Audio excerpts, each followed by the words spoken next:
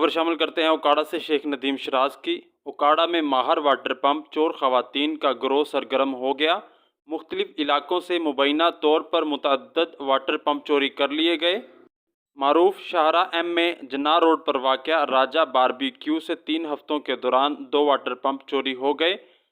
CCTV footage ने 2 औरतों को वाटर पंप चोरी करके ले जाते अक्सबंद कर लिया। यूएनपी न्यूज़ ने वारदात की सीसीटीवी फुटेज हासिल कर ली। एम जना रोड सनम सिनेमा के बाहर बारबेक्यू शॉप पर मुसलसल पंप चोरी की वारदातों की सीसीटीवी फुटेज मिल गई है। फुटेज में देखा जा सकता है कि 2 खवातीन दीवार पर लांग कर सनम सिनेमा के अंदर दाखिल हुई हैं।